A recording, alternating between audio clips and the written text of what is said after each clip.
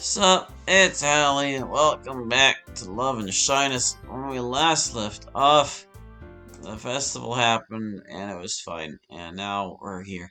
As we left the school, the sun had completely set and it got dark. Some students and teachers decided to stay at the school, I guess, to do simpler tasks like tidying up and cleaning everything. If I were walking alone here at night, I couldn't be at ease due to the constant fear of being mugged. But with Haishin by my side, that fear disappears, and I just enjoy the cool breeze on my face. By the way, Haishin, why are you still wearing the uniform? What can I say? I was so lazy to change. Haha, typical of you, Haishin. Don't blame me, I got home pretty tired from the exams and just crashed out in my uniform. Real. Just imagine how I am with all the festival stuff. By the way, did your club do well at the festival? I would say it went well. To be honest, deep down, I feel like we could have done better, but everyone in the club did their best after all. So I guess that's enough. I'm sure you did a great job, Hallie. Thanks, Haishin. We keep walking as the silence takes over the moment again. I notice Haishin looking pretty serious all of a sudden.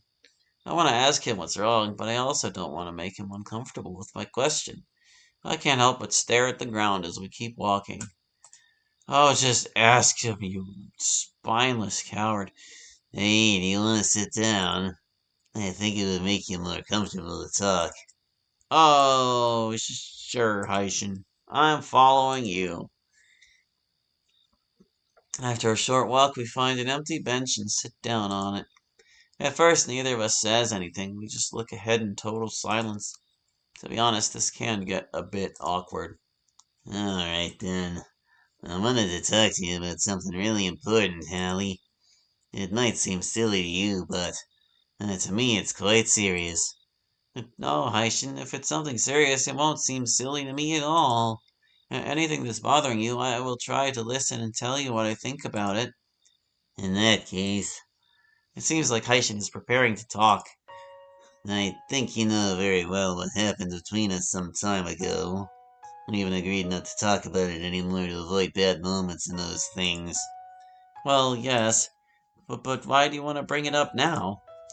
Well, you should know one thing about that. Huh? Saying this makes me very embarrassed and makes me want to die, but I'm here now, so I can't turn back. The truth is that I never traveled abroad because of money issues. And not only that, but I practically caused that incident myself. What? Just as you heard. But the thing is much more complex than you might think. You see, several days before that happened, I was in bad company, hanging out with some guys I honestly thought were the real deal and wanted to join them. I owed them money to several of those guys, and I had no way to pay them. And I couldn't go to you or Kozue to solve that problem. I didn't want to involve you in something as dangerous as that. I thought that if I distanced myself enough, they would forget about it. Unfortunately, that wasn't the case. The day we got ambushed, the one they were actually going to hit was me. But I guess they saw you by my side. They assumed you were someone important and wanted to hurt me by messing with you. At that moment, I didn't care if they did something to me, but I wasn't going to let them mess with my best friend. But at that moment, when I saw that you did nothing to support me, I felt really betrayed, if you can call it that. Now I realize how incredibly stupid I was to yell at you like that. And seriously, you don't know how much I regret doing that. I was scared to try to get close again since I thought you would just warn me away. So I chose to just walk away without saying anything. The guilt was so much that at that moment I couldn't even try to talk to you. Seriously, you don't know how many nights I dreamed repeating that day, wishing it had never happened. I don't ask you to forgive me, Hallie. I just want you to understand. I'm simply at a loss for words. Have I been lied to all these years? Out of fear? I can't stop trembling from my attempts not to cry. Do you have any idea how much I cried for you? How long did I wait for you every day to walk together again? I felt like I was the cause of it all. And you never have been, Hallie. Make that clear. It hasn't been your fault that I've been such an idiot to make all those mistakes. Believe me, I'm regretful. I feel quite disappointed in Haishin, but I can't be angry with him. Sure you can. It's a trait I sometimes hate about myself, but deep down it makes me feel better. I don't want to lose Haishin again, nor Kozue, nor anyone else close to me. I just wish for all of us to be at peace with each other, and that things like this don't happen or repeat. I have faith that you are really regretful about this. After all, if that weren't the case, we probably wouldn't even be talking about this right now. You know me well. I'm not capable of hating someone, no matter how wrong they may have done. And even less if that someone was or is as important to me as you are. I consider that the most important thing in all of this is that you truly regret your mistakes and that you learn to live with it. But you must know that you violated my trust, and I think it will take some time for me to trust you like before. You understand that, right? Yes, I understand. Moreover, I think it would hurt Kozue a lot to see a friendship like ours easily crumble over something from the past. I wouldn't want to see her sad over something like that. Me neither. After all, I consider her to be like a kind of a bond that connects us three. I think if it weren't for her, I would never have had the chance to meet you. Haishin. I'm surprised by Haishin's mental strength not to break down in a moment like this.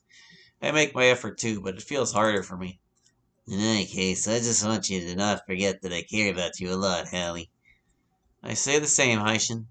Processing everything Haishin said wasn't easy, but at least I can trust that he is truly regretful.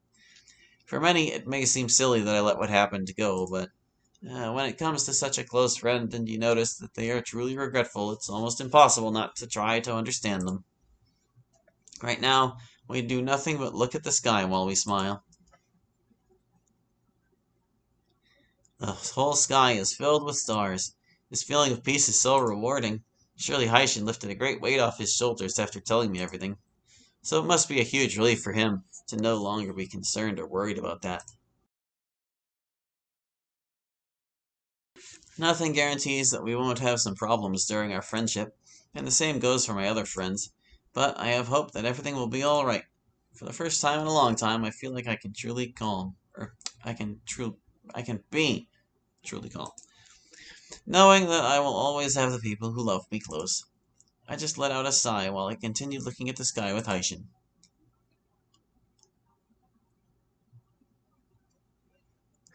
Hey, so we're still friends, right? Sure, Haishin. That's not going to change, I assure you. Thank you. Haishin puts his hand on my shoulder while smiling at me, to which I respond with a smile as well. You know, you changed a lot since we were kids. Where's that shy kid who was even afraid of his own shadow, huh? Oh, he's still here. Trust me. Hey, I wasn't that scaredy cat. Haha, no, of course not. You were worse. Haishin ruffles my hair while laughing. I can't help but laugh with him as well. Moments like these will be etched in my memory forever, and that makes me very happy. While I'm thinking to myself, a message arrives on my cell.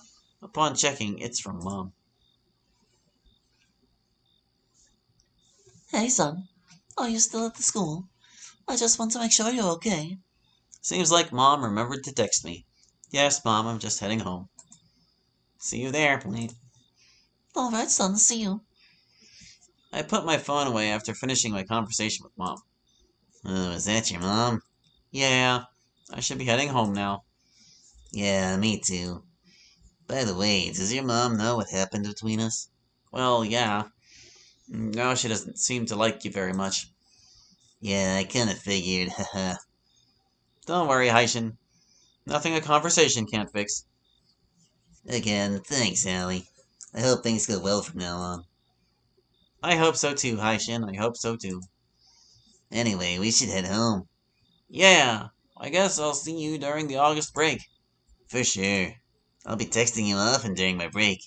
Goodbye. Haishin goes the opposite way to how I usually go. See you, Haishin. I watch Haishin get further away. I can't help but look and think to myself, today has been quite hectic. At least I have the August break to relax properly. Maybe to relax even more, I have some plans with some of my friends, especially with Monica. Anyway, I should head home.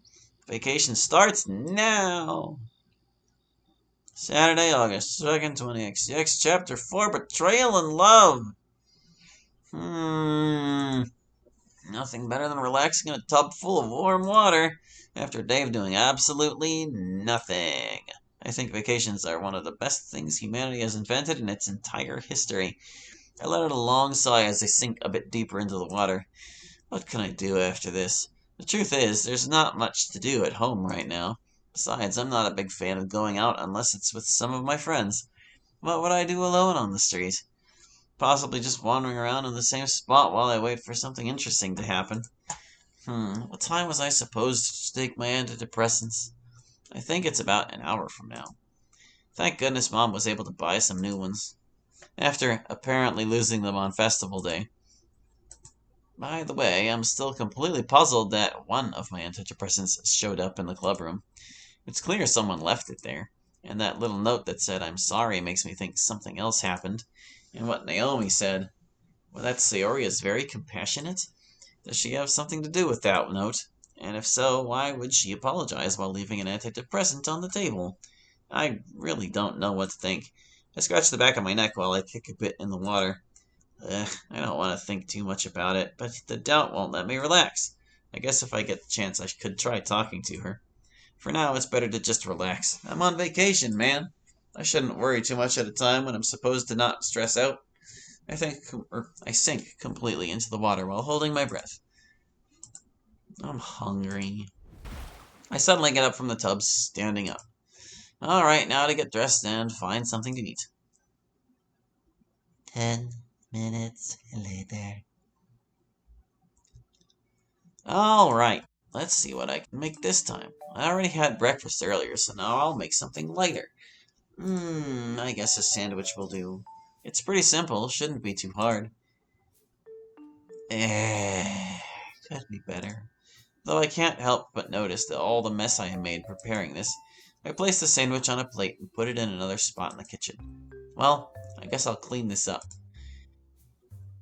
With some effort, I finished cleaning up the mess. I also took the chance to wash some dishes from last night. Mom probably couldn't wash them due to her exhaustion from work. There are times when I'm really worried about Mom. I've seen her on rare occasions when she literally doesn't sleep for entire nights. It makes me feel a bit guilty, I must say. If I weren't so useless, I swear I'd try to help her with so much more. Anyway, I guess I'll sit here and eat this sandwich. I grab the plate with the sandwich and sit on one of the kitchen stools. Alright. As I take the first bite of my sandwich, I immediately feel it's a bit bland. How do you make a sandwich? The simplest thing to make in this world. Bland. It's all about the ingredients, bro. God, I'm useless. Whatever, I guess I'll have to finish it. No other choice. Just as I'm about to take another bite of my sandwich, the sound of my phone vibrating makes me drop it in surprise. Who could it be? I wipe my hands and mouth so I can grab my phone. Yuri? I didn't expect her to call me out of the blue. A bit hesitant, I decide to answer the call. Hello? Good morning, Holly. How are you? Good morning, Yuri. I'm fine. How about you? Pretty good. Actually, I wanted to call you to propose something. What thing, Yuri? Well, since we're on vacation and you probably have some free time, I was wondering if you'd like to hang out with me. What does she mean by that? Hang out? Of course. Do you remember we were reading the portrait of Markov? Considering that the festival took up so much time, we couldn't finish it earlier. So I wanted to know if we could go to a library today to finish reading it. Only if that sounds good to you, and you have time, of course. Why did I think she wanted to invite me out? Idiot, idiot, idiot. Oh, so that's it. Well, I guess we can continue reading at some library. Perfect. We just need to coordinate where we could meet. Maybe at the mall? You know where that is, right? Of course. I always go there whenever I need something. Alright then. I guess I'll see you there. Absolutely. I'll be there in about 20 minutes or so. Okay, so I'll see you then. See you. I find it mildly hard to believe Yuri's preference for where to go when she needs something would be a mall. Anyway, Yuri hangs up the call. I let out a sigh. I guess at least now I have something to do today. Anyway, I should start getting ready. I take the sandwich with me as I go up to my room to change. It tastes so bad. And it's impossible to remedy. There's simply no way. 15 minutes later. Finally, I'm ready, even though it took me some time to find an outfit that fits well, I must say. Anyway, I hope to arrive on time at the mall. Before I leave a small note for my mom that I've gone out, just in case I'm not here when she gets back. Anyway, time to go out. Once outside, I check the time. I have exactly 5 minutes to get there. I better hurry if Yuri is already waiting for me. You could just text her and let her know. What? Did you really, plan this down to the minute? It wouldn't be right to make her wait too long. Just let her know. As I walk through the city, I can't help but feel pretty anxious. I try my best to keep my distance from other people, but it's hard when the vast majority crowd together. This is one of the things I dislike about going out, besides the people, of course. Anyway, I'll try to stay calm until I reach the mall. After a moderately long walk, I arrive at the mall. I don't see Yuri anywhere. Maybe it's because there are a lot of people around here. Should I call her to ask for her exact location? I guess that would be sensible. I get ready to take out my cell phone. Just as I'm about to look for Yuri's contact, I spot her in the distance. There she is. I'll hang out with her, but you know what, dear viewer? I'm gonna cut this session up again because, my goodness, I am very tired.